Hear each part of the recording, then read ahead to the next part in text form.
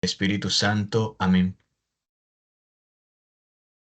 Somos nada, Dios es todo. Padre, te amamos. Te amamos. Continúa, divina voluntad, pensando en nuestras mentes, mirando en nuestros ojos, escuchando en nuestros oídos, respirando en nuestros respiros, hablando en nuestras bocas, circulando en nuestra sangre, palpitando en nuestros corazones, moviéndote en nuestros movimientos, orando, obrando en nuestras manos, caminando en nuestros pies, haciendo en nosotros, Señor, todo lo que debemos hacer. Continúa sufriendo nuestros sufrimientos y nuestras almas unidas a tu voluntad sean los crucifijos vivientes e inmolados para la gloria del Padre. Gloria del Padre. Continúa orando en nosotros y después ofrécete a ti mismo esta oración como nuestra para satisfacerte por las oraciones de todos y para dar al Padre la gloria que deberían darle todas las criaturas. Señor, te encomendamos este momento para que seas tú escuchando en nosotros, seas tú hablando en nosotros para hablar acerca de nuestra Santísima Madre. Por más que hablemos de María, tú sabes, Señor, que jamás la podemos llegar a honrar de la manera como tú la honras, que no la podríamos llegar a amar de la manera como tú la amas. Por eso te pedimos, Jesús, que vengas tú mismo a amar a nuestra Madre Celestial en nosotros, a honrar a nuestra Madre Celestial en nosotros, que sean tus palabras, que sean tus alabanzas, que seas tú en nosotros obrando para tu mayor gloria, Jesús.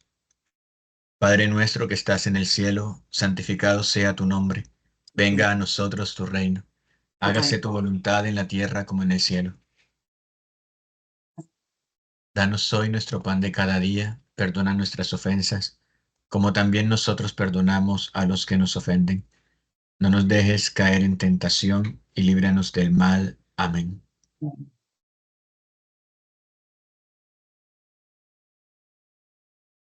Bueno, hermanos, el día de hoy, en esta tercera sesión de este programa de estudio que se llama Conociendo a la Virgen María, el cual está basado en el conocimiento de aquellos escritos que el conocimiento de María que Jesús nos ha dado en los escritos sobre la divina voluntad en el transcurso de los 36 volúmenes, pero siempre eh, unido a lo que ha dicho el magisterio de la Iglesia, los santos, lo que está en las Sagradas Escrituras, para de esa manera entenderlo en una unidad, como se debe entender siempre los escritos de la divina voluntad, en unidad con la doctrina de la Iglesia, porque como se ha dicho en varias ocasiones, esta doctrina de la divina voluntad no se opone en nada a todo lo que Jesús nos ha enseñado a través de nuestra Santa Madre Iglesia, sino que lo que hace es que la explicita para que podamos de esa manera vivir más intensamente el Evangelio.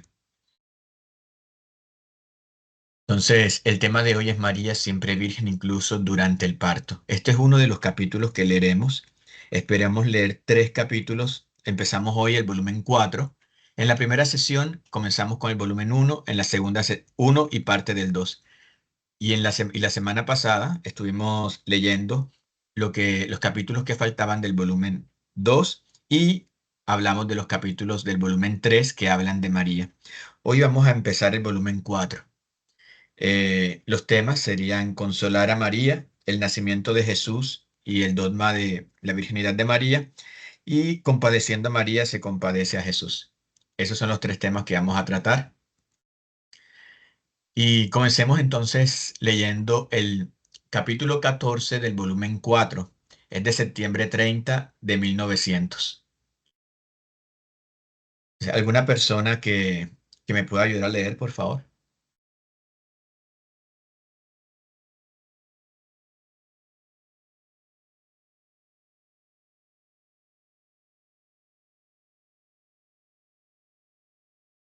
Yo lo puedo hacer. Sí, claro. Esta mañana, mi dulcísimo Jesús no venía y he debido tener mucha Por paciencia. favor, acércate más el micrófono porque se te escucha muy despacito. Bueno, Muchas gracias. claro, esta mañana mi dulcísimo Jesús no venía y he debido tener mucha paciencia en esperarme. Llegué hasta esforzarme en salir de mi habitual estado. Tenía fuerza para continuar en él. Jesús no venía. El sufrir me parecía que había huido de mí. Los sentidos me los sentía en mí misma. No me quedaba más que hacer un esfuerzo para salir.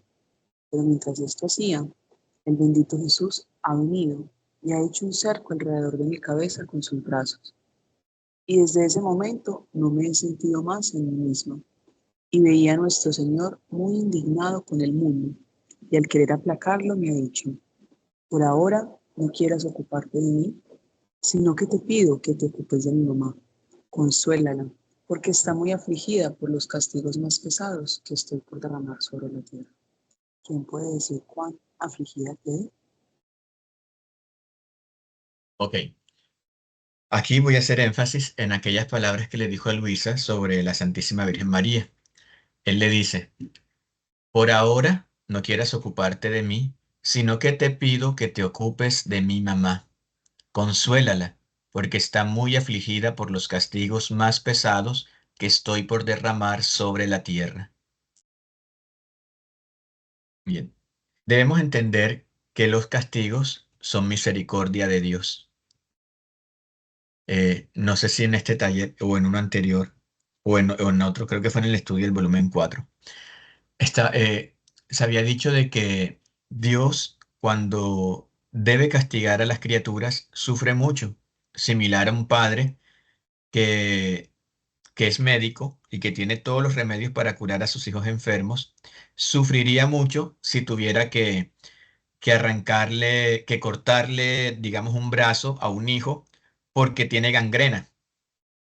¿Qué pasa con la gangrena? Que la gangrena se extiende por todo el cuerpo hasta que mata a la persona. Y el remedio para curar la gangrena es cortarle el miembro, la extremidad, ya sean los brazos o las piernas, para que no siga subiendo y se coma todos los órganos del cuerpo. Entonces Jesús hizo una vez esa comparación y lo que él dice es que él es como ese padre que es médico piadoso, que aún con dolor debe aplicar los instrumentos de la operación, debe cortar para sanar, para que el hijo no muera. Y eso hace muchas veces Jesús con nosotros, ya con los hombres.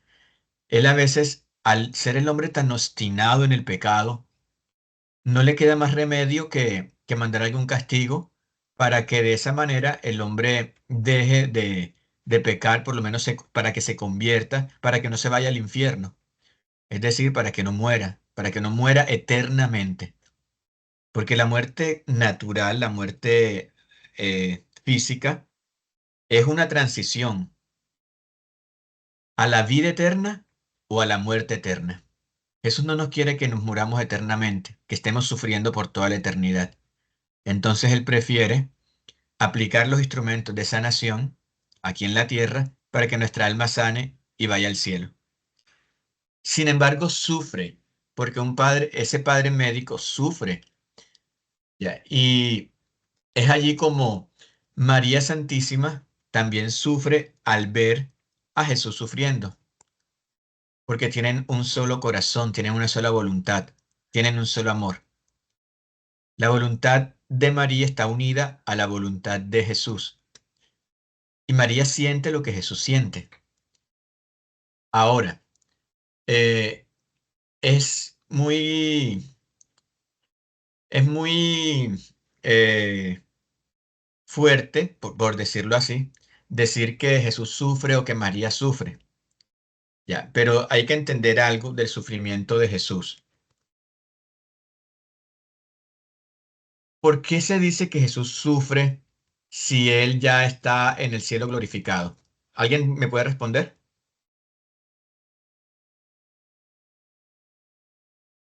¿Qué creen ustedes cuando decimos que Jesús está sufriendo, que María está sufriendo? Si realmente ellos están en el cielo y en el cielo no hay sufrimientos. Porque ama tanto a sus hijos y no los quiere ver sufrir. Sí, entonces cuando hablamos del sufrimiento, no estamos hablando en el sufrimiento estrictamente físico o pasible, porque Jesús realmente ya no sufre. La humanidad de Jesús, al igual que la de María, ha sido glorificada con la resurrección. Ajá. Está en la gloria del Padre. Por lo tanto, el sufrimiento corporal, tal como lo vivió en la pasión, ya no puede alcanzarlo. Por eso es que dice San Pablo, completo en mí lo que falta la pasión de Cristo, dice San Pablo. Porque la humanidad de Jesús ya no puede sufrir como tal, porque está glorificada. Y Él se sirve de su cuerpo místico para continuar su obra redentora en el mundo, para convertir a las almas, para sanarlas, para purificarlas y se vayan al cielo. Entonces, decir que Jesús sufre físicamente como antes de la resurrección sería contrario a la fe. Hay que entender muy bien eso, ya, para que no vayamos a caer en errores. Entonces se puede decir que Jesús sufre, pero en un sentido místico y amoroso, no pasible. ¿Por qué? Porque el corazón de Jesús divino humano, él tenía una voluntad humana y una voluntad divina, permanece en actitud eterna de amor hacia la criatura, como si siempre en todo momento estuviera ofreciendo su sacrificio. Recuerden que en Dios no hay tiempo y Él en todo momento está ofreciendo su sacrificio redentor por todos.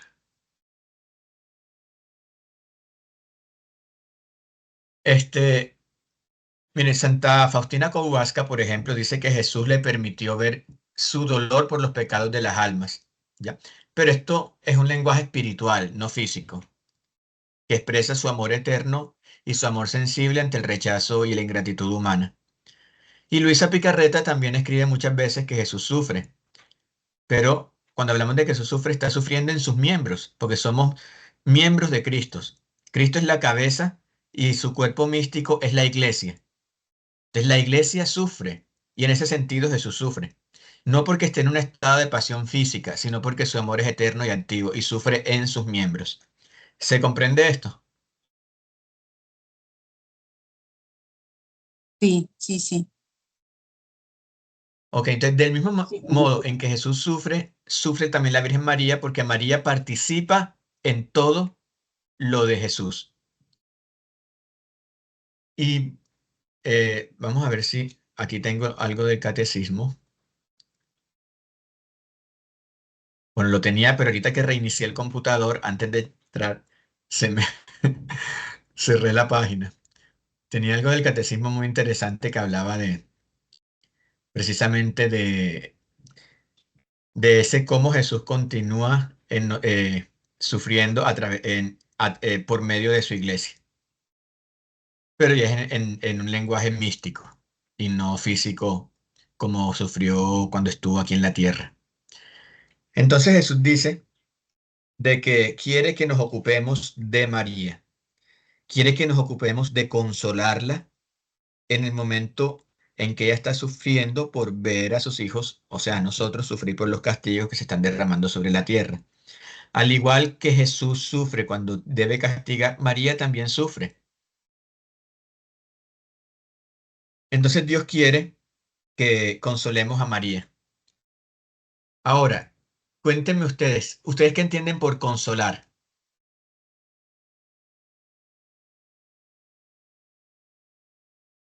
¿Quién me dice que es consolar?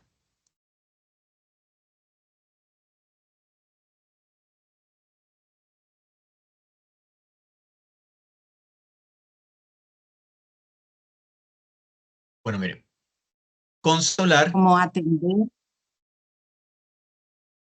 sí, atender, abrazar al hijo, estar cerca de él, o sea, no, no sé.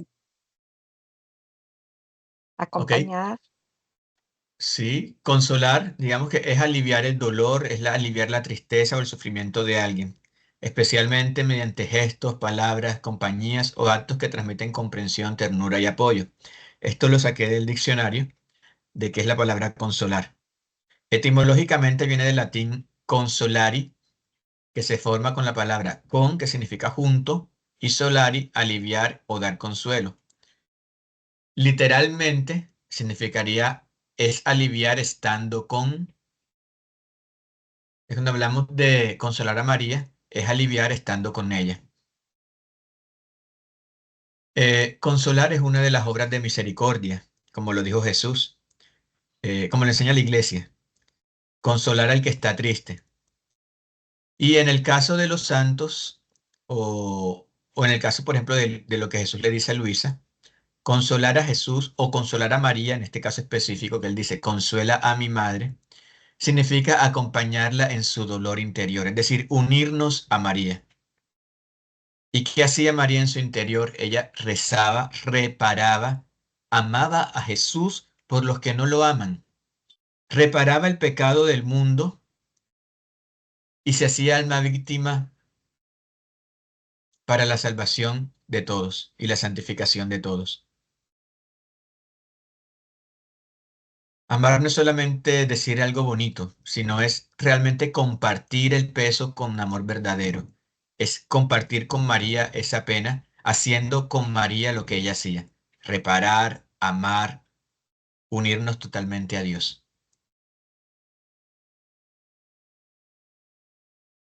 Entonces, aquí Jesús nos invita a unir nuestro corazón al de María.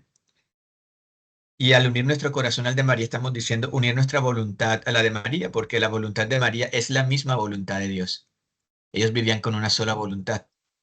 Entonces yo los invito a que en nuestro interior tengamos esa actitud de unir todos nuestros actos a María con la intención de darle consuelo. Más adelante, en otro de los capítulos, que de hecho lo vamos a leer más ahorita, Jesús dice que al compadecer a María, se compadece a Jesús.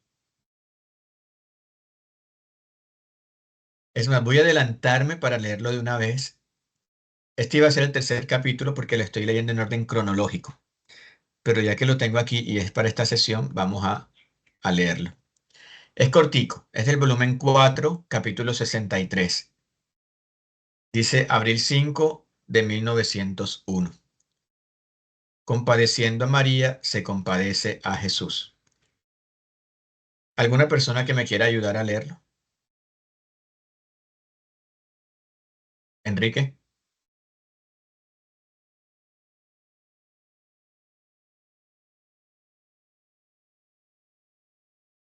Yo puedo continuar si quieres.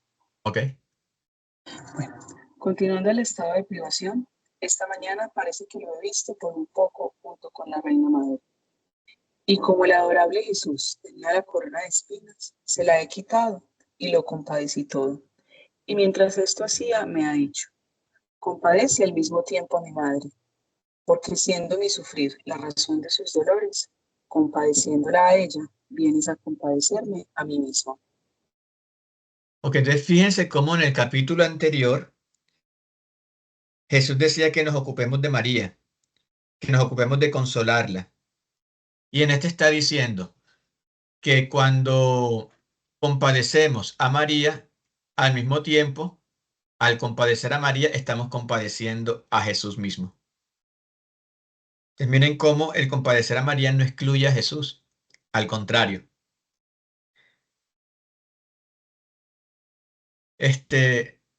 Sí, de hecho, este capítulo es prácticamente muy parecido al anterior. Jesús nos dice que la razón del sufrir de María es por ver a Jesús sufrir. Bueno, nos amplía el capítulo anterior, porque fíjense que en el capítulo anterior Jesús decía que María estaba sufriendo, estaba por los castigos que se estaban derramando sobre sus hijos sobre la tierra. Y aquí está diciendo, y les había comentado en el ejemplo del padre médico, que debe sanar a sus hijos con instrumentos dolorosos, que ese padre sufre al tener que castigar. Y aquí Jesús nos está reafirmando que la razón por la que la Virgen María está sufriendo es porque ve a Jesús sufrir, porque ve a Jesús sufrir al tener que castigar. Entonces, Jesús nos está diciendo de que compadezcamos a María, es decir, que mostremos simpatía, pena por el sufrimiento, que nos pongamos en el lugar de ella, junto con ella y en ella, y le demos consuelo. Lo mismo que le decía anteriormente, unir nuestro corazón al corazón de María eh, para hacer todo con María. Y haciendo esto, pues está compadeciendo a Jesús mismo. De hecho, si por ejemplo ustedes tienen a una mamá que está enferma, que sufre mucho, y alguien viene y le da un alivio a su mamá, ustedes sienten consuelo. Aunque no se lo hayan hecho directamente, pero aliviaron el sufrimiento de su mamá, uno se siente consolado, sobre todo porque eh, aquí Jesús dice que María está sufriendo pues por el amor que tiene a Jesús. Dice, porque siendo mi sufrir la razón de sus dolores, o sea que la razón por la que María sufre es por ver sufrir a Jesús. Y ese es el verdadero amor. El verdadero amor hace suyas las penas de la persona amada. Entonces María hacía suyas las propias penas de Jesús. ¿Alguien quiere comentar algo de este capítulo?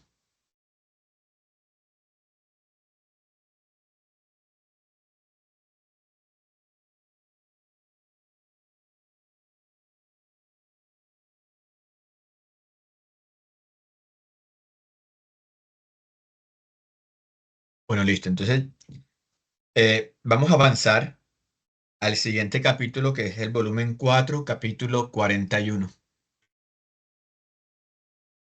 El nacimiento de Jesús. Te lo voy a leer yo, porque voy a ir explicando parte por parte. Encontrándome en mi habitual estado, me he sentido fuera de mí misma. Y después de haber girado, me encontré dentro de una cueva y he visto a la reina mamá, que estaba en el momento de dar a luz al niñito Jesús. ¡Qué estupendo prodigio! Me parecía que tanto la madre como el hijo estaban cambiados en luz purísima. Miren aquí cómo en esta visión que, bueno, no es una visión realmente. Cuando Luz habla de que se encontraba fuera de sí misma, era un estado místico en el que Dios, digamos que el alma de Luisa salía de su cuerpo y al salir de su cuerpo el alma, Dios le mostraba cosas que estaban sucediendo.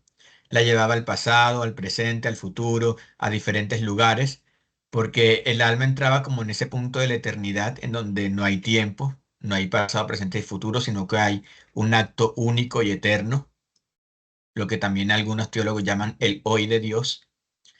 Y de esa manera Jesús le participaba de muchas gracias, gracias místicas. Entonces en una de esas, Jesús la llevó al momento en que estaba naciendo, allí en Belén, en el pesebre. Y veía que María y Jesús, que estaba dentro de su seno, estaban como cambiados en luz purísima. Fíjense que Adán y Eva, cuando Dios los creó, ellos no se dieron cuenta que estaban desnudos, sino hasta que pecaron. Cuando pecaron fue que se dieron cuenta que estaban desnudos. ¿Por qué? ¿Alguien sabe por qué no se habían dado cuenta? ¿Quién me comenta?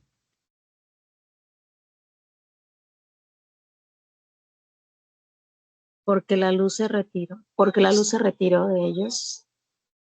Así es, porque estaban vestidos de luz. Adán y Eva estaban vestidos de luz. Y cuando ellos pecan, esa luz se retira de ellos y es cuando se dan cuenta que estaban desnudos. Entonces aquí en este momento del nacimiento de Jesús, María Santísima y Jesús eh, estaban como cambiados en luz purísima. ¿En qué otro momento Jesús se cambió en luz purísima mientras estuvo en su humanidad? ¿Quién lo recuerda? A ver, en la transfiguración. En la transfiguración que también los apóstoles vieron que se traslucía la divinidad de la humanidad de Jesús, que sus vestiduras eran como de luz. Entonces, en ese momento, como Dios todo lo puede, no hay nada imposible para Dios. Y así como la concepción de Jesús en el vientre de María fue un milagro de Dios, de su omnipotencia, que todo lo puede, así también en el momento del nacimiento también hubo un milagro de la omnipotencia de Dios. La madre y el hijo estaban cambiados en luz purísima, pero en esa luz se distinguía muy bien la naturaleza humana de Jesús, que contenía en sí la divinidad, y que esa naturaleza humana le servía como un velo para cubrir a la divinidad. De manera que abriendo el velo de la naturaleza humana, era Dios. y cubierto con ese velo era hombre. Y he aquí el prodigio de los prodigios, Dios y hombre, hombre y Dios, que sin dejar al Padre y al Espíritu Santo, viene a habitar con nosotros y toma carne humana, porque el verdadero amor no se desune jamás. Aquí está hablando de una verdad de fe que estamos confesando cuando rezamos el credo. Creo en un solo Señor Jesucristo, creo en Jesucristo, su único Hijo, nuestro Señor. Dios de Dios, luz de luz, Dios verdadero de Dios verdadero, engendrado, no creado, de la misma naturaleza que el Padre, por quien todo fue hecho, que por nosotros los hombres y por nuestra salvación bajó del cielo. Y por obra del Espíritu Santo se encarnó de María la Virgen y se hizo hombre. Así lo decimos en el credo de Niceo Constantinopla. Entonces aquí está diciendo que esa humanidad de Jesús era un velo que cubría la divinidad, pero en Jesús estaba la divinidad y estaba su divinidad. Por lo tanto, en Dios había una naturaleza humana y una naturaleza divina. Había una voluntad humana y había una voluntad divina. Y esa voluntad humana estaba tan unida perfectamente a la voluntad divina que todos los actos que hizo Jesús los hizo con su voluntad divina, pero su voluntad humana estaba unida a ella. ¿Para qué? Para que el hombre, al unir nuestra voluntad con la voluntad de Dios, pudiésemos llegar a ser transformados otro Jesús. Esto no sé, creo que lo expliqué la semana pasada y más adelante seguramente lo estaríamos ahondando en ese misterio de, de la unidad de voluntad. ¿Y qué es lo que Dios le pidió al Padre en San Juan 17? Padre, que todos sean uno. Pero que todos sean uno, ¿de qué manera? Como tú y yo somos uno. Es decir, así como el Padre es uno con el Hijo, porque tienen una sola voluntad, así que todos sean uno, que todos tengan una sola voluntad. ¿Cuál voluntad? La voluntad de Dios. En María se cumplió perfectamente. María era una con Jesús. Ella vivió el Evangelio en su plenitud. Y es lo que quiere con nosotros. Ok, retomando este texto, dice que ahora me ha parecido que la madre y el hijo en ese felicísimo instante quedaron como espiritualizados y sin el mínimo obstáculo Jesús salió del seno materno. Miren que la iglesia enseña que la Virgen fue virgen antes del parto. Concibió por obra y gracia del Espíritu Santo. Pero también fue virgen durante el parto. Es decir, que María no tuvo a Jesús como cualquier persona tiene sus hijos. María no sufrió los dolores de parto. Ustedes saben que los dolores de parto fueron, digamos que el castigo de Eva por haber cometido ese pecado original. Dios, y tú, Eva, parirás los hijos con dolor. Parirás los hijos con dolor. Eso fue una de las causas del pecado. La Virgen María no tenía la mancha del pecado original, no heredó esa, esa condición. Por lo tanto, la Virgen María no sufrió dolores de parto. Muchos dicen, es que María era una mujer como cualquiera. No, María no era una mujer como cualquiera. María era la madre de Dios. No era cualquier mujer. No la podemos comparar con las mujeres del Antiguo Testamento, con Débora, con Raquel, con Esther, con Judith. Porque fíjense que yo me he dado cuenta que muchos hermanos esperados que profesan otras creencias, ellos tienen a María inclusive por debajo de las mujeres del Antiguo Testamento. Ellas mencionan en sus prédicas a Débora, a no que tienes que ser como Judith, como Sara, y elogian y alaban a las mujeres del Antiguo Testamento. Y de María no era una mujer cualquiera. No, no era una mujer cualquiera. Es la madre de Dios, a quien Dios escogió entre todas las mujeres para ser su madre. Porque María siempre dijo sí. María nunca pecó. Dios fue concebida sin la mancha del pecado original, pero se mantuvo inmaculada por siempre. Entonces no es una mujer cualquiera. Y como no tuvo la mancha del pecado original, Dios pudo obrar en ella prodigios, y uno de ellos fue que en el momento del nacimiento del Jesús, sus cuerpos quedaron como espiritualizados. Así como cuando pasa la luz del sol por un vidrio y esa luz del sol llega a a la habitación sin romper el vidrio, de esa manera Jesús salió del seno de su Madre Celestial a este mundo. Y eso es dogma de fe. María es virgen antes del parto, durante el parto y también después del parto. Porque no fue de que la Virgen María, después de que tuvo a Jesús, tuvo más hijos. No. Y eso lo vamos ahorita a explicar también. Voy a terminar de leer este capítulo y ahorita seguimos con las objeciones y las dudas que podrían tener algunas personas para que queden claras y si nosotros las tenemos claras para podérselas aclarar, tener más argumentos para aclarárselos a aquellos que tienen esas dudas. Entonces dice, me ha parecido que la madre y el hijo en ese felicísimo instante quedaron como espiritualizados y sin el mínimo obstáculo Jesús salió del seno materno, desbordándose ambos.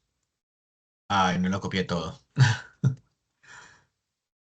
Bueno, déjenme y busco el capítulo y y lo leemos directamente del libro de cielo.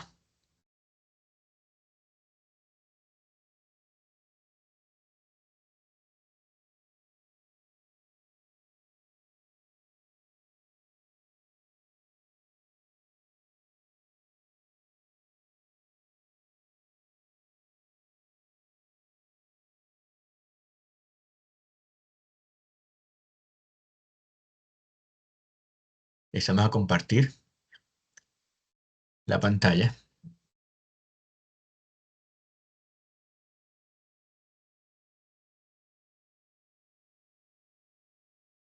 ¿Están viendo mi pantalla donde dice ve el nacimiento de Jesús?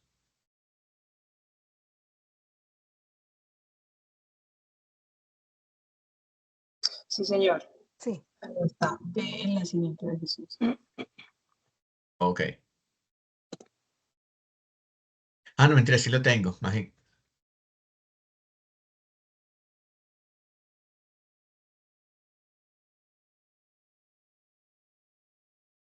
Ok, puse unas diapositivas que interrumpieron la continuidad de la lectura, pero ya está, aquí. Entonces vuelvo a leer para no perder el hilo. La madre y el hijo en ese felicísimo instante quedaron como espiritualizados, y sin el mínimo obstáculo Jesús salió del seno materno, desbordándose ambos en un exceso de amor. O sea, esos santísimos cuerpos, transformados en luz, sin el mínimo impedimento, Jesús, luz, ha salido de dentro de la luz madre, quedando sanos e intactos, tanto el uno como la otra, regresando después al estado natural. Pero ¿quién puede decir la belleza del niñito, que en ese momento de su nacimiento traslucía aún externamente los rayos de su divinidad? ¿Quién puede decir la belleza de la madre que quedaba toda absorbida en aquellos rayos divinos? Me parecía que San José no estaba presente en el momento del parto, sino que permanecía en otro rincón de la cueva, todo absorto en aquel profundo misterio. Y si no vio con los ojos del cuerpo, vio muy bien con los ojos del alma, porque estaba raptado en éxtasis sublime. Tan bello esto como Luisa lo explica, dice que esos santísimos cuerpos estaban transformados en luz.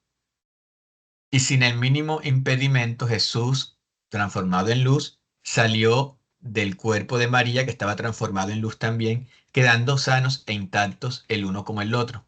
Y ya después regresaron a su estado natural. Entonces, este prodigio que sucedió en el nacimiento de Jesús no debería sorprendernos, porque si Dios es todopoderoso, todo lo puede.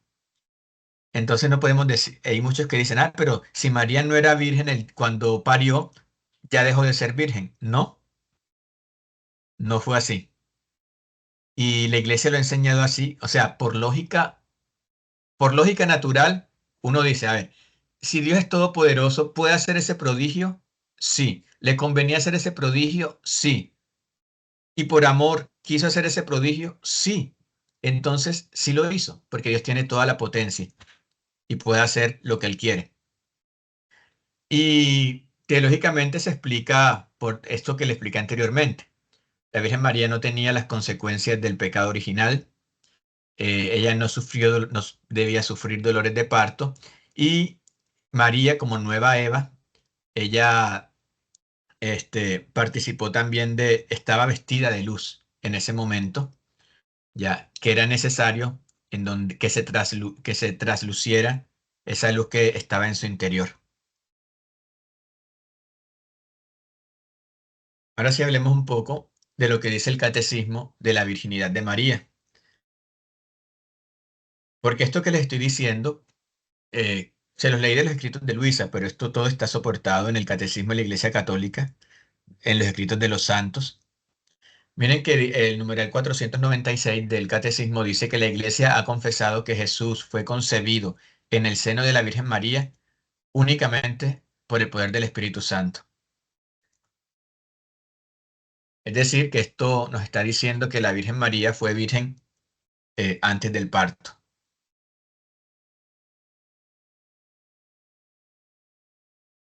El credo, en el credo decimos también nacido de una virgen. En el numeral 497 del Catecismo dice que los relatos evangélicos, como en Mateo, en Lucas, presentan la concepción virginal como una obra divina que sobrepasa toda comprensión y toda posibilidad humanas. Dice el ángel a San José: lo concebido en ella, en María, viene del Espíritu Santo.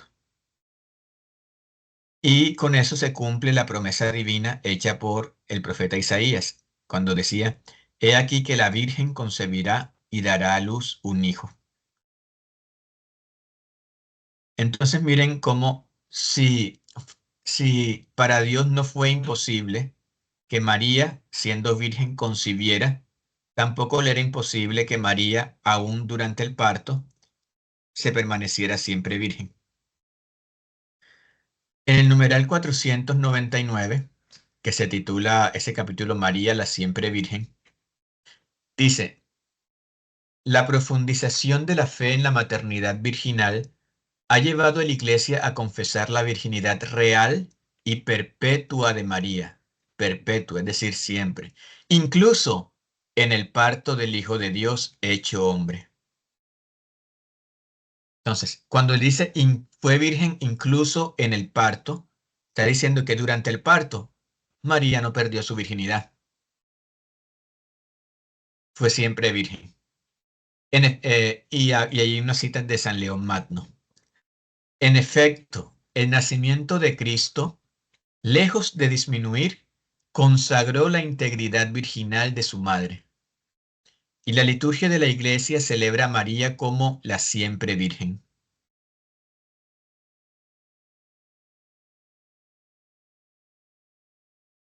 Listo. Ahora, el catecismo en el numeral 500 habla de las objeciones que tiene este dogma por parte de algunos hermanos. Ya, a veces objeta que la Biblia dice que Jesús tenía hermanos, pero la Iglesia siempre ha entendido estos pasajes como no referidos a otros hijos de la Virgen, sino a parientes que eran hijos de otras mujeres.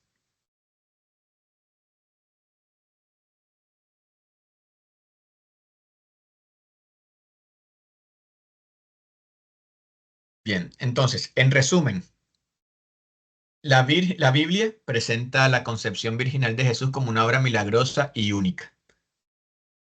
En Lucas 1, versículo 34 dice María: ¿cómo será esto? Pues no conozco varón. ¿Ya? Quiere decir que María, antes de la concepción de Jesús, era virgen. En Mateo 1:20 dice el ángel: lo concebido en ella viene del Espíritu Santo. Entonces no hay duda de que María antes del parto era virgen. Durante el parto también siguió siendo virgen. Ya lo explicamos. Y ahora vamos a explicar después del parto. Sí, ya es dogma de fe. Es dogma de fe de que María es virgen antes, durante y después del parto. Pero les voy a explicar de cómo responder a objeciones comunes que nos hacen hermanos esperados e incluso católicos que no tienen bien clara la fe o que se han dejado confundir. Entonces ellos dicen, no, es que María tuvo más hijos, porque es que la Biblia menciona a los hermanos de Jesús. Cuando dicen, por ejemplo, Jesús, ahí está María y ahí está tu madre y tus hermanos, te están buscando. Y Jesús responde, mi madre y mis hermanos son los que hacen la voluntad de Dios.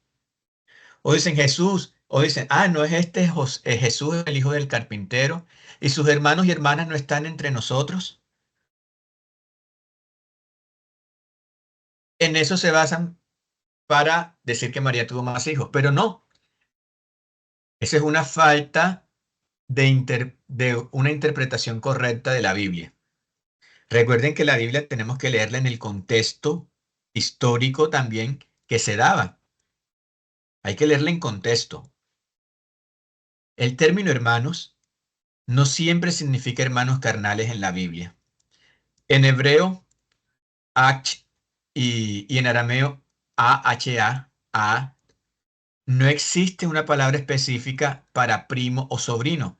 Por eso el término hermano se usaba para identificar a familiares cercanos que eran miembros del mismo clan o incluso compatriotas. Por ejemplo, en el Génesis, en la palabra, vamos a ver, en Génesis 13, versículo 8, Abraham dice, somos hermanos, refiriéndose a Lot. Pero ya en Génesis 11, 27, nos había dicho que en realidad era su sobrino, no su hermano. Esto demuestra que la palabra hermano es un término amplio y que no está limitado al vínculo de sangre directa.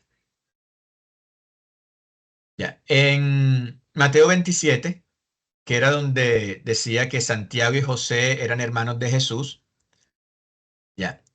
En realidad eran primos de Jesús. En Mateo 13, versículo 55, dicen que Santiago y José eran hijos de la otra María, no de la Virgen María, sino de la otra María que estaba presente al pie de la cruz junto con María Santísima. Por lo tanto, esos supuestos hermanos de Jesús eran en realidad primos o parientes.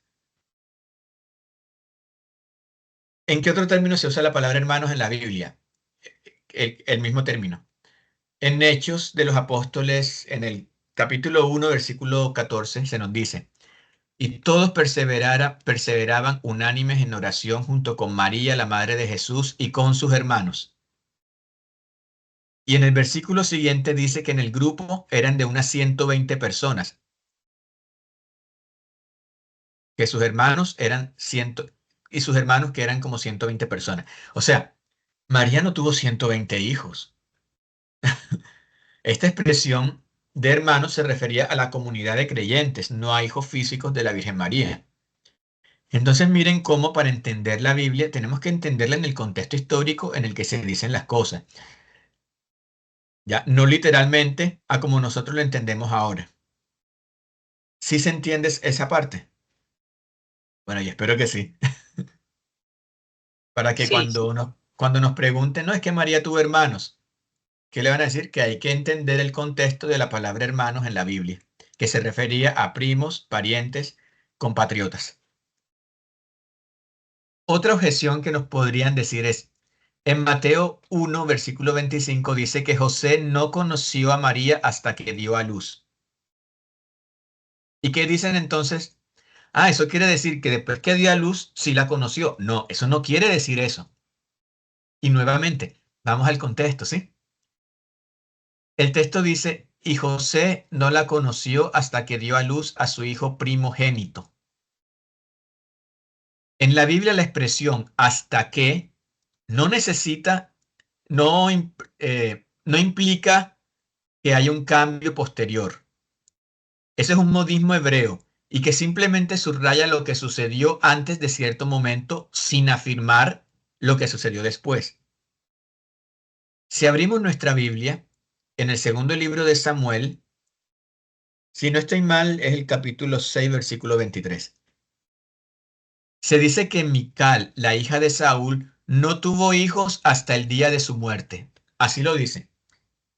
Si lo interpretamos literalmente, Mical no tuvo hijos hasta el día de su muerte, ¿qué se podría decir? Que después de su muerte tuvo hijos. No, porque después de muerte, ¿cómo va a tener hijos? Obviamente no los tuvo después.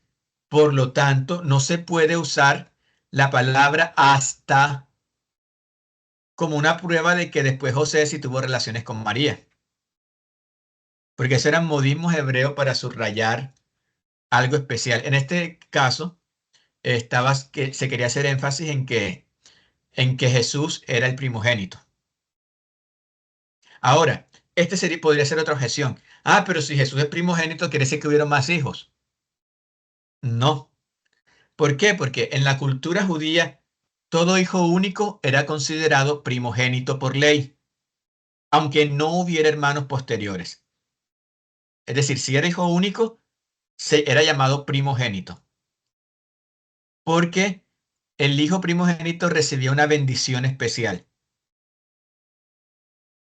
El término primogénito, que en hebreo es Bekor, designaba al primer hijo que abría el seno materno y tenía derechos y deberes según la ley. Pueden revisar Éxodo 13. Y eso no implica necesariamente que haya un segundo hijo. En San Lucas 2, versículo 23, se cita la ley. Todo varón primogénito será consagrado al Señor. Ese es un título legal, no es una prueba de que haya otros hijos. Además, piensen esto. Si María hubiera tenido más hijos, ¿por qué Jesús entrega a su madre al apóstol Juan cuando dice, mujer, ahí tienes a tu hijo, hijo, ahí tienes a tu madre, y no se le entrega a uno de sus supuestos hermanos carnales? ¿Sí? Entonces, un hijo mayor, este, ¿cómo decirle? Bueno, lo que quiero decir es de que esto también se puede constituir como prueba indirecta de que Jesús no tuvo hermanos carnales y que María solo tuvo un hijo, a Jesús. San Jerónimo, un gran santo, escribió en el siglo IV contra el vidio estas palabras, déjelas leo. Decir que María tuvo otros hijos es una blasfemia. Los llamados hermanos de Jesús eran hijos de otra María, discípula del Señor, no de la Virgen. Wow, estas palabras son fuertes. Decir que María tuvo otros hijos es una blasfemia.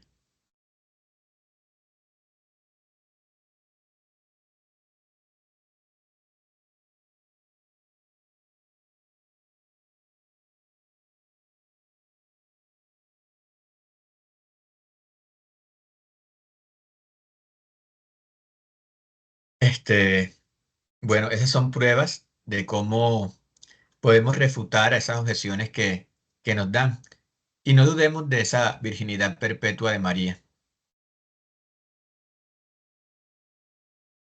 Hermanos, en conclusión, digamos, de esto que hemos hablado del dogma de la virginidad de María, hermanos, la palabra hermanos en la Biblia no prueba que fueron hijos de María, porque la palabra hermanos abarca un término amplio que abarca tíos, parientes cercanos e incluso comunidad.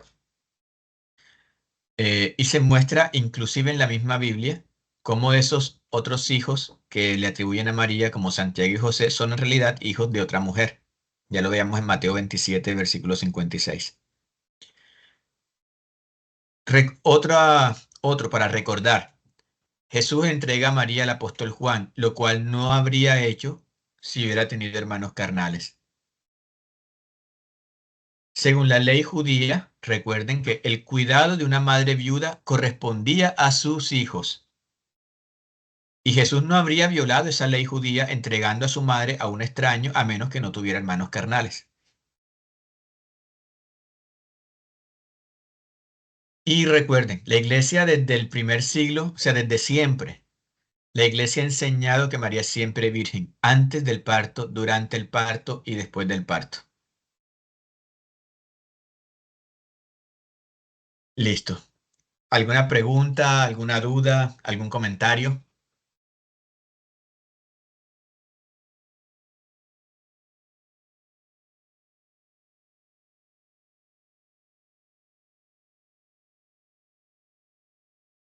¿Alguien quiere participar?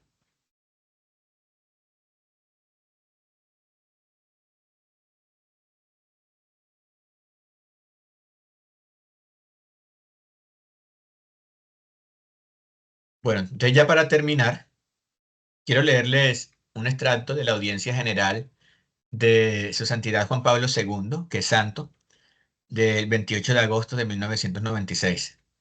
Este extracto lo saqué de la página oficial del Vaticano.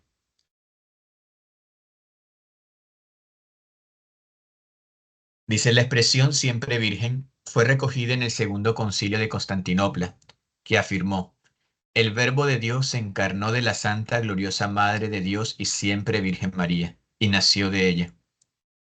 Esta doctrina fue confirmada por otros dos concilios ecuménicos, el cuarto de Letrán del año 1215 y el segundo de Lyon en el año 1274, y por el texto de la definición del dogma de la Asunción en 1950, en el que la virginidad perpetua de María es aducida entre los motivos de su elevación en cuerpo y alma a la gloria celestial. Usando una fórmula sintética, la tradición de la Iglesia ha presentado a María como virgen antes del parto, durante el parto y después del parto, afirmando mediante la mención de estos tres momentos que no dejó nunca de ser virgen. De las tres, la afirmación de la virginidad antes del parto es sin duda la más importante, ya que refiere a la concepción de Jesús y toca directamente el misterio mismo de la encarnación. Esta verdad ha estado presente desde el principio y de forma constante en la fe de la Iglesia.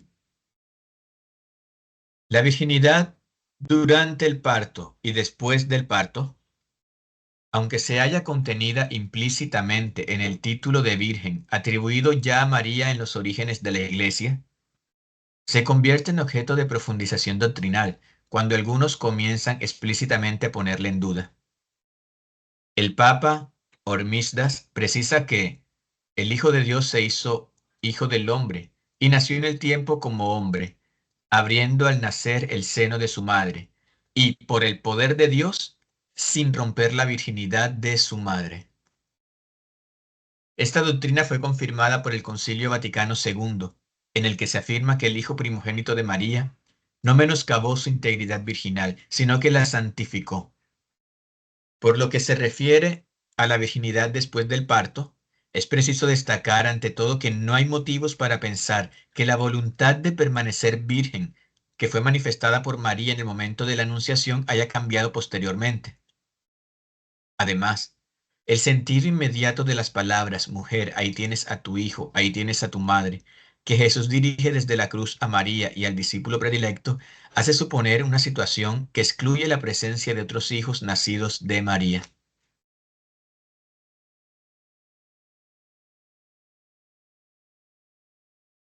Bueno, hermanos, esto es, digamos, la catequesis del día de hoy. Vamos a terminar este programa. Si alguien tiene que decir algo, pues dígalo ahora o lo dice en la siguiente sesión, el siguiente sábado que nos encontremos a las 9 de la mañana aquí en esta sesión de Microsoft Teams. Y para que aquellos que no están en la sesión, pues los voy inmediatamente, termine la sesión, a colocar en el canal de YouTube de Voces de Cielo. Espero que se suscriban al canal de Voces de Cielo para que activando la campanita de notificaciones, YouTube les informe cada vez que subimos alguno de nuestros videos. ¿Alguien quiere decir algo de los que están presentes en esta reunión por Team? Pues yo nada más le quiero dar las gracias porque sí es cierto, lo tiene uno pues entendido, pero al final de cuentas nos hace falta todavía más más explicaciones, como dice usted, para poderle a veces no rebatir a los hermanos separados, pero sí ayudarlos a que ellos pudieran entender un poco mejor este dogma de nuestra Madre Santísima.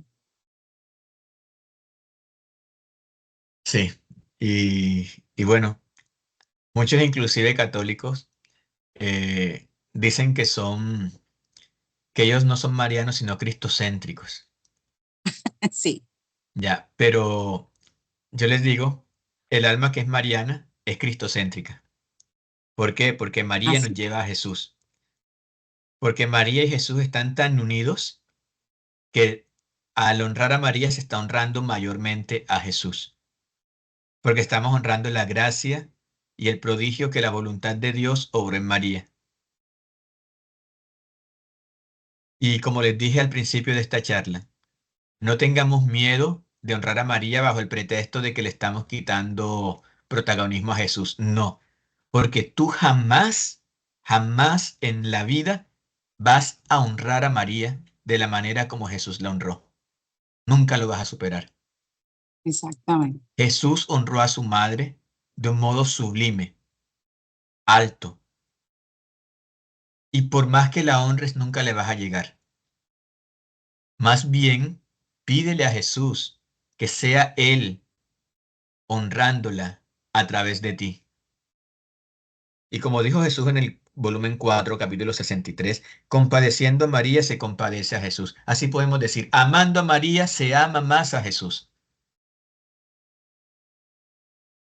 Entre más amemos a María, más estamos amando a Jesús. Entonces no tengamos miedo de, de, de conocer a María bajo pretexto de que estamos descuidando el conocimiento de Dios. No, tanto conocerás a Dios por cuanto tú conozcas a María, porque María es el reflejo perfecto de Dios. Y si María es misericordiosa, ¿cuánto más el creador de María? Si María es tan buena, ¿cuánto más bueno es Dios que fue el que la creó? Entonces, entre más conozcamos a María, mucho más comprenderemos a Dios, mucho más comprenderemos su amor.